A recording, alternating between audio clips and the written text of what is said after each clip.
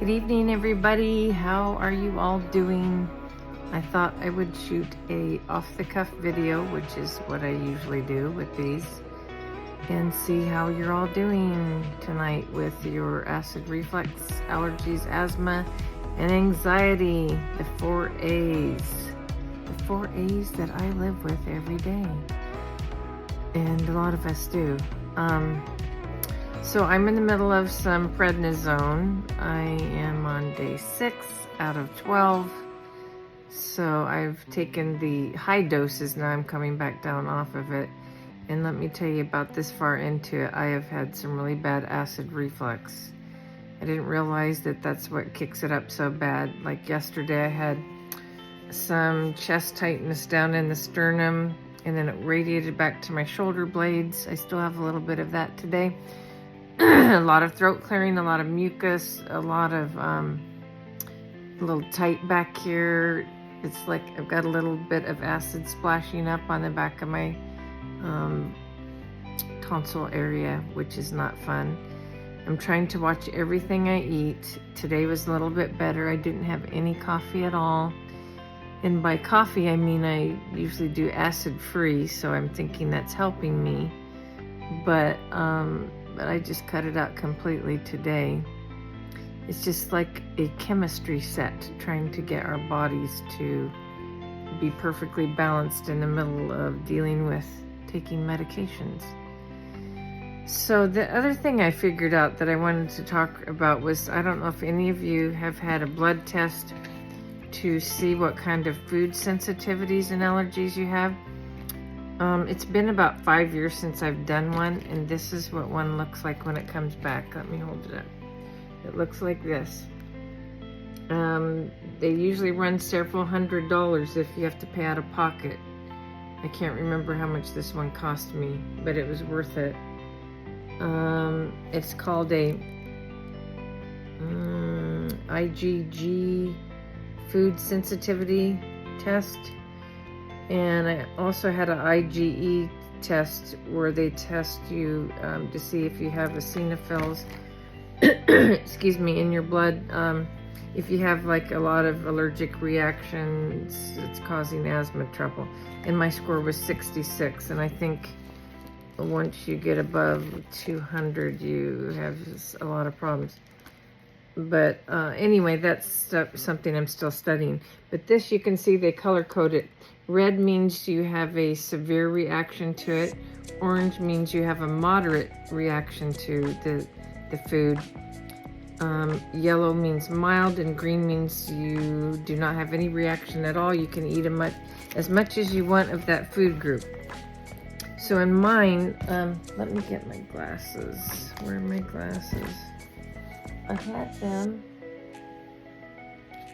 Not my good ones. These are my cheapo. Oh, here's my better ones. Okay.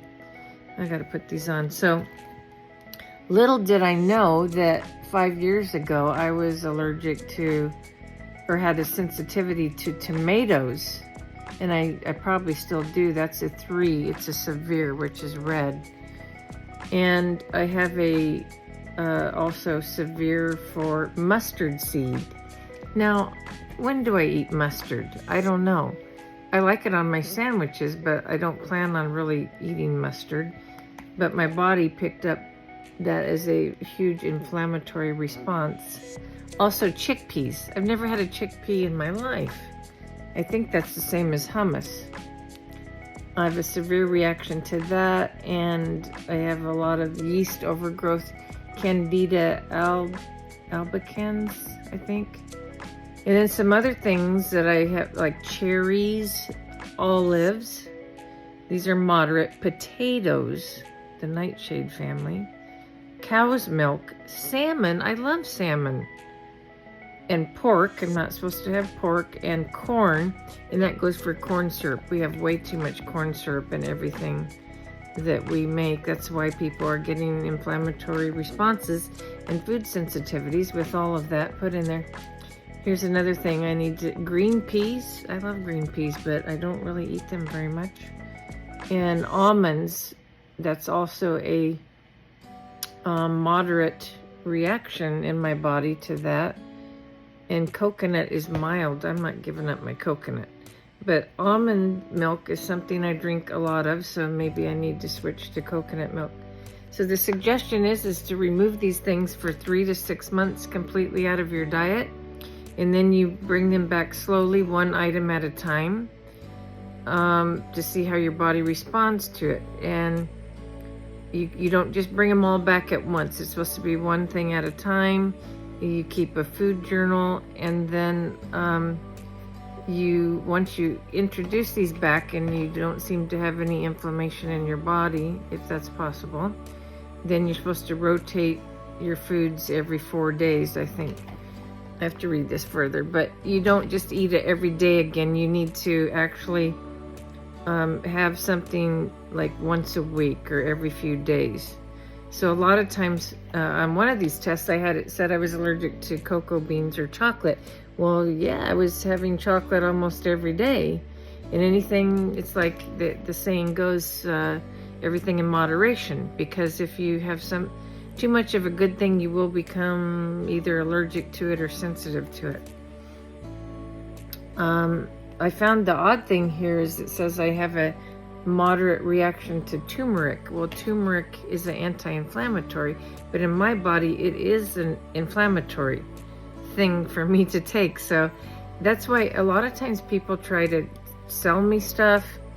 They try to say, oh, try this food, try this drink, or it has herbs, it has, all kinds of stuff, where you can't just automatically assume someone can have that, because they might have a food sensitivity to the very thing you're trying to get them to have, that's in a diet thing that you're trying to sell. And you can't always do that, because if someone is on a plan that has been done with blood work, they have to check and see, like me, check and see if that's something that I can have. And I've actually done this with medications and spices and things like that. Just things that things other than food, like spices. And there's just so much to talk about when it comes to all of this. Even organic things. You just have to have one of these tests done. You can't just automatically think, I can just take anything under the sun, because you can't. And the reason why I'm talking about this tonight is because knowing these things, this will help you with acid reflux, because acid reflux is an inflammatory response in your body. Anything that your body is rejecting is causing massive inflammation, and that can causes mucus. And mucus is what comes up your throat and can cause damage and make you absolutely miserable. And I guess that's what I'm trying to educate you about tonight, if you didn't already know about this. These tests are very worth the money, because it will help you eliminate the inflammatory foods, and then put you on a program to reintroduce them slowly. The only time you would never do that is if you had anaphylactic shock, and that's, what that is. Your throat is closing up, and you will not be eating that item ever again. And most people know if they're allergic to things like shellfish and peanuts and eggs and milk and things like that. That's something you just won't ever have again if you have that kind of response. So anyway, I've talked almost 10 minutes, so I think I'm going to close for tonight. I hope you're all doing okay, and until we chat again, have a wonderful night, stay healthy, and we will talk soon. Bye.